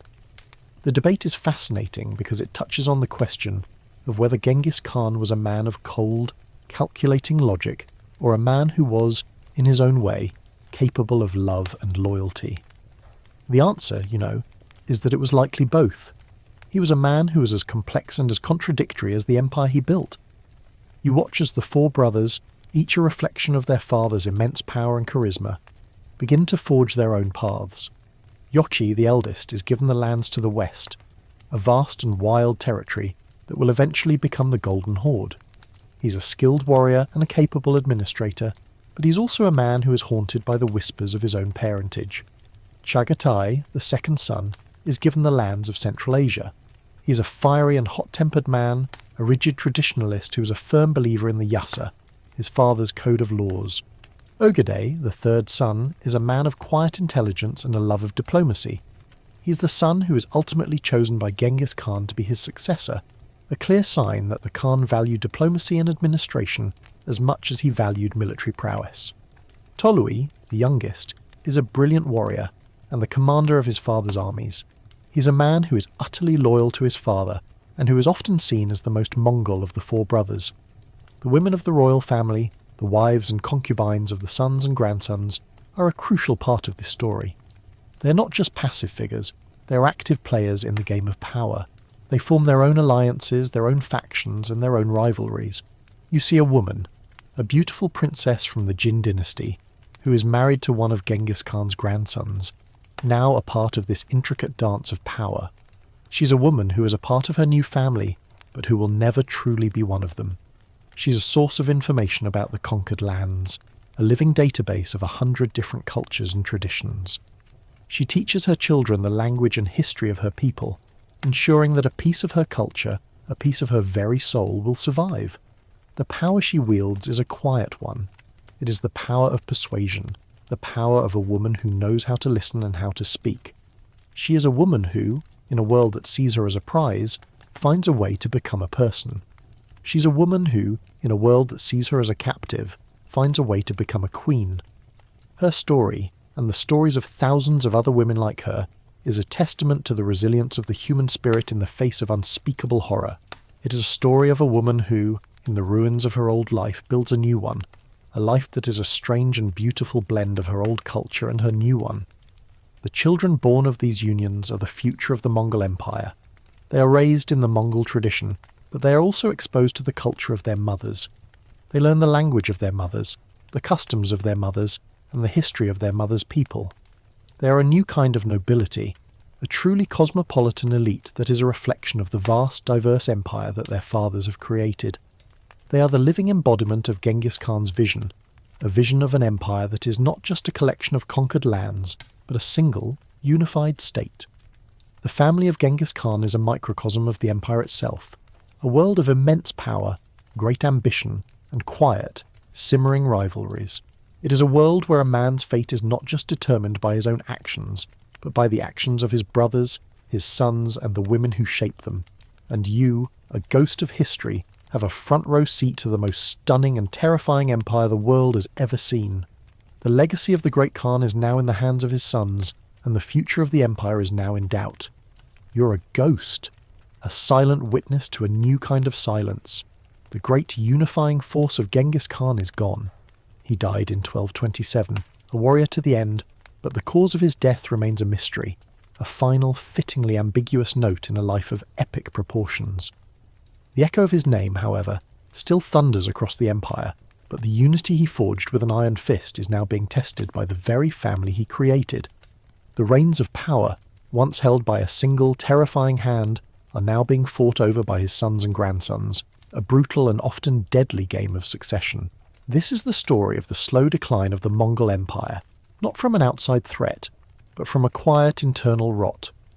The most mainstream historical fact here is that Genghis Khan's death was followed by a period of succession known as the Tolon period, during which his son Ogedei was chosen as the new Great Khan. This was a direct result of Genghis Khan's own wishes, as he had chosen Ogedei as his successor many years before his death. But the succession was not a smooth one. The rivalries between the brothers, particularly the friction between Ogedei and the hot-tempered Chagatai, and the quiet but immense power of the youngest son, Tolui, would continue to simmer beneath the surface, threatening to boil over into a full-scale civil war. One of the more quirky or fringe tidbits about this era is the fate of the Great Khan's widows and the power they wielded. After Genghis Khan's death, his primary wife, Berte, and his secondary wives, who were known as Khatuns, became the most powerful women in the empire. They were the guardians of the legacy, the mothers of the new princes, and the living symbols of the empire's power. Sorghaghtani Beki, the Christian wife of Tolui, became a political force in her own right. She used her intelligence and her vast network of connections to ensure that her sons, Munka, Kublai, and Hulagu, would all rise to power. She was a master of political maneuvering, and she was a key player in the succession struggles that followed Genghis Khan's death.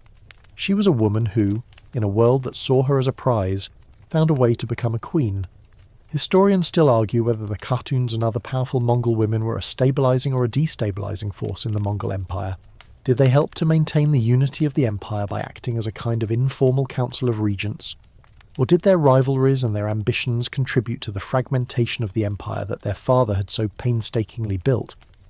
The debate is fascinating because it touches on the question of whether power, in the hands of a woman, is a force for good or for ill.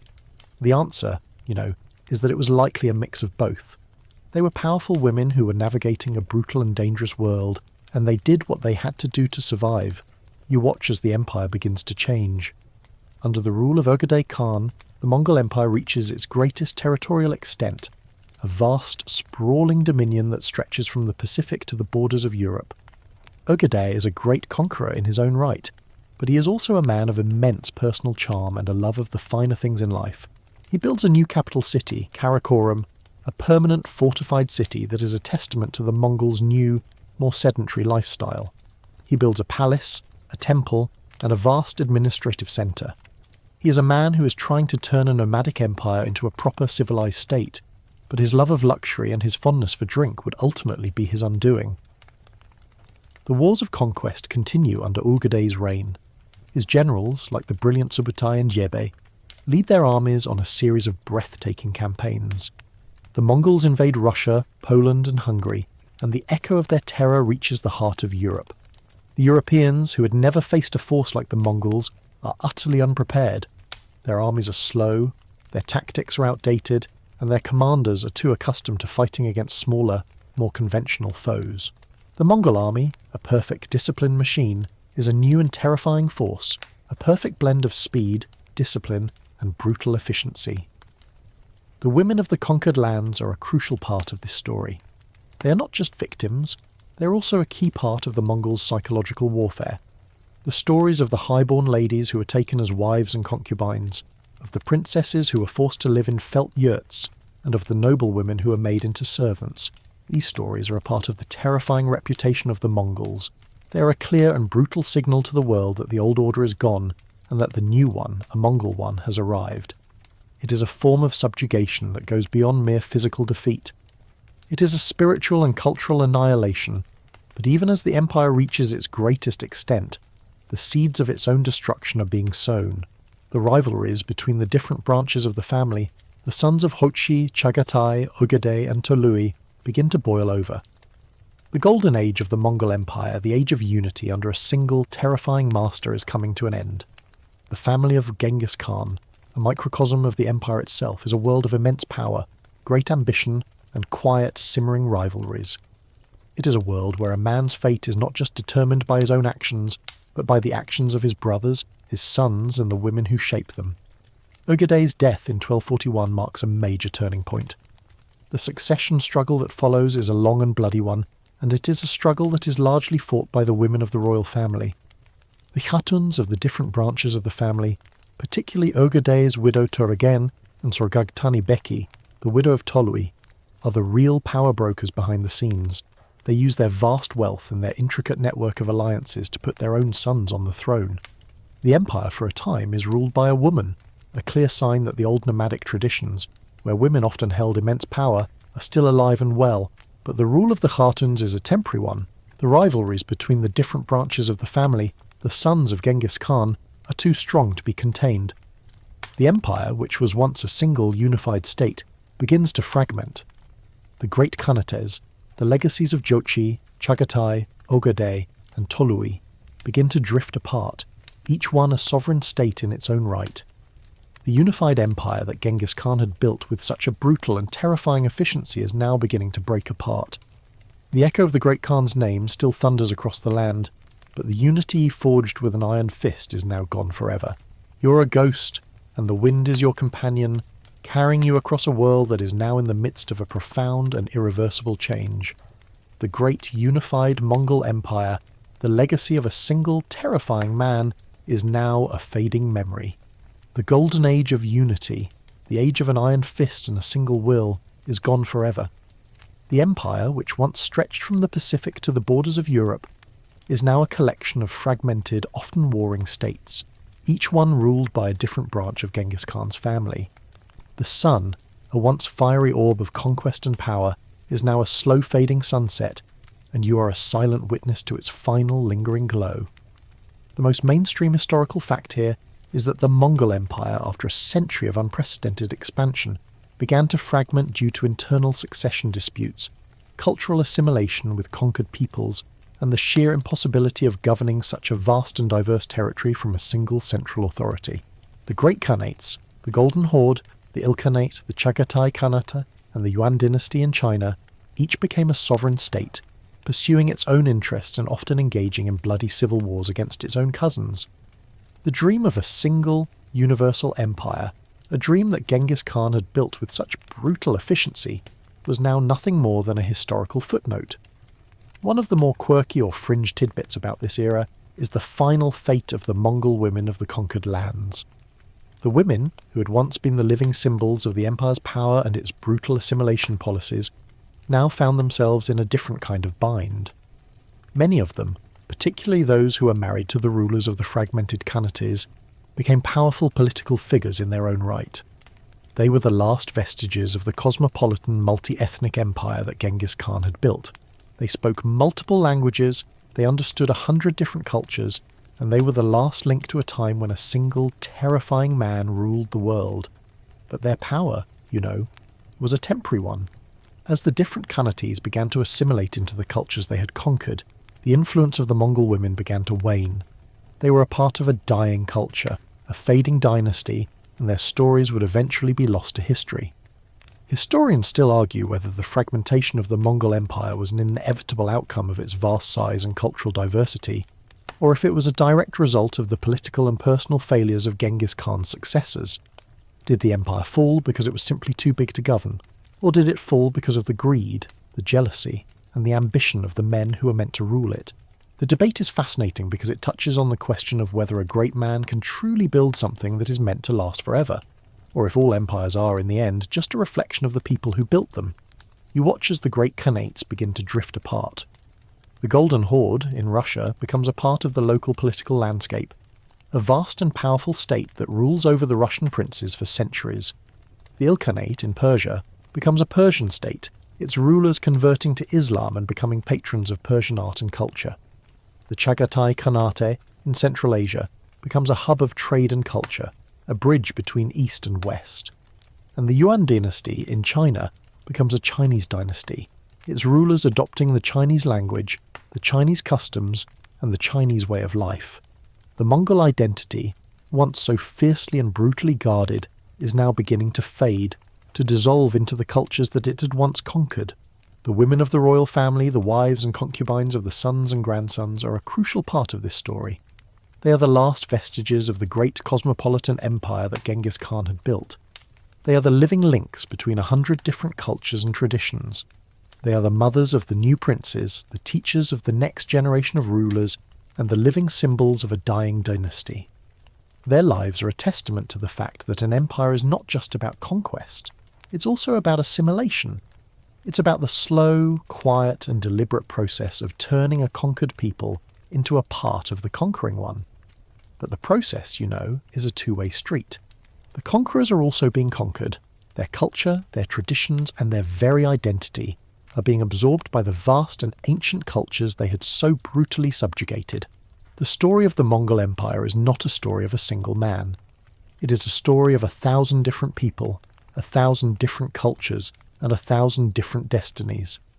It is a story of a world that was turned upside down by a single, terrifying man, and a story of a world that, in the end, returned to its own sense of order. The echoes of Genghis Khan's name, the whispers of his terror, and the memory of his brutality would linger for centuries.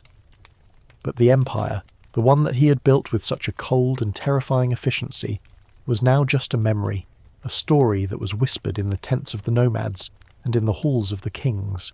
You are a ghost, a silent witness to the end of an era. The sun is setting on the Mongol Empire, and the long, dark shadow that it cast over the world is now beginning to recede.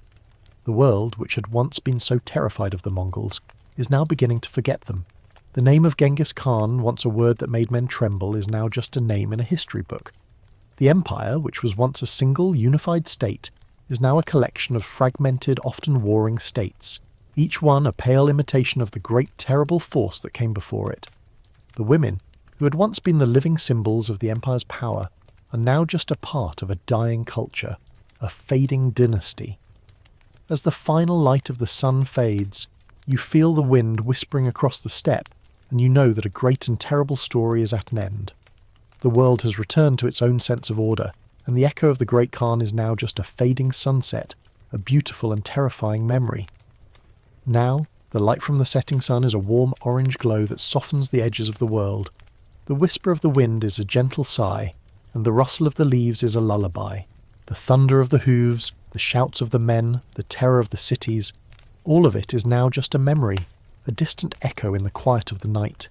You can let go of the tension, the fear, and the fascination. The story is over, and the world is now quiet. The empire, which was once so terrifying and so vast, is now just a shadow, a whisper on the wind. It is a story that has ended, and a new one is about to begin. The world is at peace now, and you can rest. The moon is rising, a pale silvery disk that casts a soft light on the world. The stars are winking, and the air is cool and fresh. You're safe now. There is nothing to fear. The story is over, and the long, dark shadow that it cast over the world is now gone. You can close your eyes and let the warmth of the blankets, the quiet hum of the fan, and the stillness of the night wash over you. The past is the past, and you're in the present, safe and sound. The history in all its brutal glory has come to an end. It is time for you to drift off, to let your mind wander into the quiet, peaceful darkness.